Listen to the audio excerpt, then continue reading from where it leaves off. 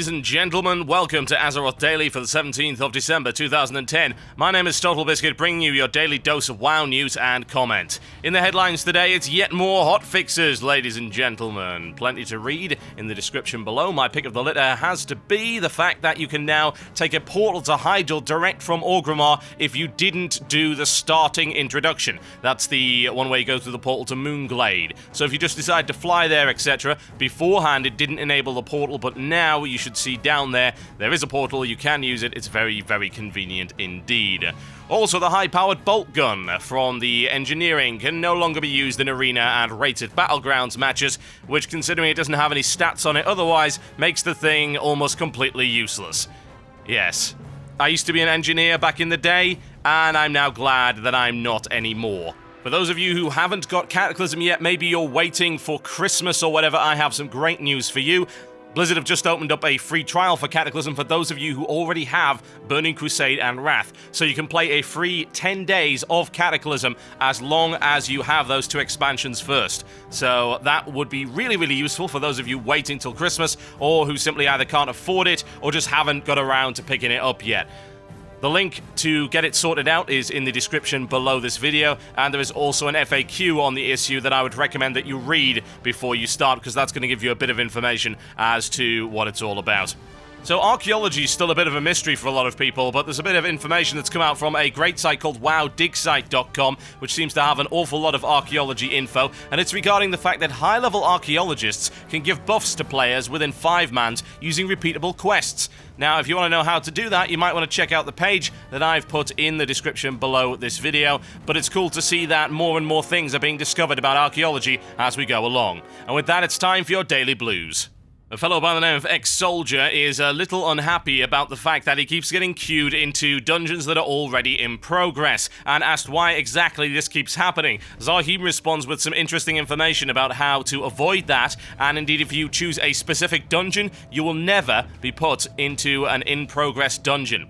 So that's just a little bit of a tip for those of you who want the full run. Perhaps you want to drop from the first boss. That's the way to do it. Random dungeons will occasionally queue you into areas that are already in progress. Why? Well, if that didn't happen, then after the first person left, the entire group would collapse. So it does make sense. Batavian is confused about how exactly you learn a brand new dungeon, and Llyra responds with a fairly lengthy reply. Those of you who are experienced raiders might be thinking this is a little bit obvious, but I imagine for some people it isn't. Trial and error is Llyra's best advice, and I would have to agree with that. Analyzing what went wrong from your wipes and then learning how to fix it yourself is by far not only the best way to learn a dungeon, but also how to improve yourself as a player. That ability to critically analyze your own playstyle and the flaws within it and then fix it is vital to becoming a top-end PvE player. Paul's coming out with a typically back in my day post right here off the US forums, and it's responded to by Daxari, and this is in regards to people saying that Cataclysm is hard, and it's like, back in my day we had to raid uphill both ways in the snow, price of bread, and so forth. You know how it goes. Anyway, you must have seen posts like this before. Daxari responds with a interesting blast from the past in regards to mods, yes indeed. And the mod that Daxari played, when you played that, if you were killed enough times, your character ceased to exist, and it took literally weeks and months to obtain a single level. I would like to point out that that isn't old school enough, Daxari, because I played a game called Moom, whereby if you played a troll in that game and you went out in the sunlight, your entire character was instantly deleted. Yeah. They also had a character that had no starting area, that would be teleported randomly to a place in the world with bare essential equipment and then expected to fend for themselves. Oh yeah, and the trainers for their classes wandered the world at random and could be killed. Yeah. So don't you start with me, Daxari, we know you're just a casual. And with that, it's time for your daily grind. This one's a nice little example of the way that they have improved quest mobs. This one is an elite, however, you can weaken it by using a rune on the floor, which is all tied into a nice little tiny story within a very small part of the Firelands that you will enter into while doing the quest line for the Shrine of Goldrin. It's pretty cool as far as I'm concerned, and a good example of how to make quest mobs more fun. And with that, it's time for your weekly feature. It's the contest, folks. It's postcards from Azeroth. This week's theme, you are asked to use the sunbeam effect to take a particularly awesome screenshot, and I've got quite a few great examples. There were literally hundreds of entries to this on the Facebook, so thanks to everyone that entered. This first one right here, it's a dwarf walking on water. It's Jesus Dwarf, who seems to be staring at some kind of blinding candy floss thing. Not entirely sure what's going on there. What we also have here is a very nice dusky sunset kind of screenshot. Looks to be from the Swamp of Sorrows, perhaps. It's nice indeed. It's actually quite a subtle way of doing things instead of saying, "Oh god, my eyes," the sunbeams, yeah. So that's pretty good. I like that a lot. This one actually comes in and is part of the Worgen starting area. It's a stained glass window that can be found in one of the early mansions. And that's a nice use of that and a good shot. I like the composition there, especially with the angle up the stairs. Good stuff. Howling really adds to it as well. This one right here is absolutely stunning. This is a massive light bloom through a tornado, which I have to assume must be in Westfall, considering the golden nature of it. It's absolutely gorgeous right there. In fact, the guy who sent it in said he had to reduce the gamma because it was so damn bright. We've got this one right here, which is one of many that came in on this theme, and this is Alex Stranza versus Deathwing above the Twilight Highlands with a wonderful flare in the background. Really, really nice there, and you can't really go wrong with those kind of shots. We've also got here a great example of the Blade's Edge Mountains. Yes, indeed, these lighting effects do still happen in the Outlands, and you can get some amazing shots here, particularly like the casting of shadows through the various spines that make up that rather inhospitable terrain. This one right here is nice and simple from the Arathi Highlands by the looks of it. Really like the composition of that. Nice flat across the water there, and you see some wonderful reflections. Big fan of that sunset.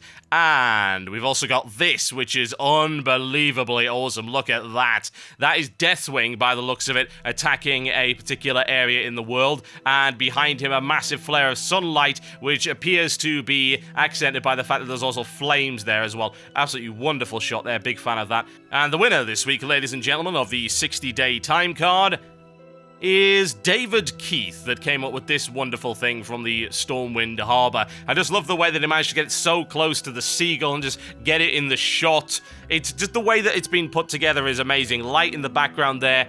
Lovely look over the water, and just the seagull, sort of just giant freaking seagull there. Oh yeah, big fan of that. And yes, I know I'm biased. That's just the way of it.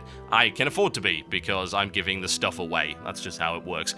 Congratulations, David Keith. And with that, it's time for the mailbox. These two mails are sort of on the similar theme, so we're covering guilds today. This one comes in from Vaz and says, "Hey TB, I'm a healing druid in a raiding guild. I've only advanced to level 82 so far. I like to stop and read the quest text, smell the roses, and just plain take my time. My guild is all level 85 by now, and they've started raiding. Because I'm a core healer, they're really pissed that I'm taking my time. They threaten to kick me and find another healer if I don't get to 85 in 2 days. What should I do?" Well, it might sound harsh, but it's also true, I'm afraid. You're in a raiding guild, and everyone else got to 85, and the mission statement of your raiding guild, one assumes, is to raid. If you are a core healer, then yes, you are needed. You gotta bear this in mind, folks. When you join a guild that has a particular aim. Some of them are very general. And then you've got things like raiding guilds who are very specific, like they'll have specific raiding times, they'll have a specific raiding format, they'll want to try and get realm firsts and things like that. If you join a guild like that, you have to also accept the standards of that guild. That's the nature of it. Guilds are effectively private clubs. If you don't abide by the rules of the private club, you can be kicked out. So, honestly, it is reasonable for them to expect that because you are a core healer, because it is a raiding guild. If you want to chill out, cool, excellent. Nobody is stopping you, but you're going to have to do it elsewhere. I mean, they are going to kick you out if you don't speed up. If you do want to keep enjoying the content, which is entirely reasonable, then I would suggest that you say your goodbyes, and then maybe later when you actually hit 85, they'll let you back in. Or you can find a different guild that's more open to the slower style of leveling. For instance, Trollface right now. We have multiple raiding divisions, and yet most of us aren't 85 yet. Go figure, that's just the way of it. And it is possible to run a guild that is very general in its aims. But when you join a raiding guild, you have to accept the rules of the guild. This one comes in from Charlie that says, "Hi, I'm on. So I'm having trouble finding a good guild. I'm a new player. I haven't raided because Cataclysm came out just as I got to 80. My current guild is kind of horrible. They've got horrendous grammar. Even simple questions don't get answered. I've tried finding a decent guild, but most good, mature guilds are raiding guilds and don't recruit new players. I have an alt in trollface.jpg, but I don't feel like leveling 1 to 85 again. My main's on a different server and alliance, so changing would cost a lot more. Do you have any advice?" Well, again, therein lies your problem, isn't it? And Trollface is a perfect guild for you, because we totally accept people that play like that, and we are willing to help out new people. The problem is, if you can't afford the transfer, then you're going to have to look for a more general guild on your realm, with your alliance player. So what I would suggest is that you have a look on the realm forums. Sadly, there is no real unified way, especially not in-game, to browse guild listings. This is something I think Blizzard did completely missed the boat on when it came to Cataclysm. They want to encourage guild play, and yet there's no guild message board. Like, say, in the middle of Orgrimmar with postings for people. Like, wanted to recruit this, wanted to recruit that, blah, blah, blah. And most people don't even bother visiting the normal forums. And do you really blame them? Have you seen the content on those forums? It is pretty damn abysmal at times. Anyway, I think it's something that Blizzard does need to sort out with some kind of guild recruitment interface beyond the trade channel. And at the moment, all you're going to be able to do is go have a look at your realm forums, see what the guilds are, check the recruitment status, have a look on the various websites, and then, of course, submit an application to one that seems suitable. Okay, folks, that is the week in Azeroth Daily. I don't do Azeroth Daily on Saturdays and Sundays. That's just the way of it, mainly because I need time to do other things. Plus, honestly, not a lot of news comes out over the weekend anyway. Azeroth Daily runs Monday to Friday every single week. Thank you very much, guys, and if you did like this video, please do rate it up. It does help an awful lot. You might not think it does, but it really, really benefits the video in terms of rankings. It gets more people to watch it, and of course, it means the player base is better informed of what's going on. It's a win-win for everyone. Thanks a lot, guys, and I will see you next time.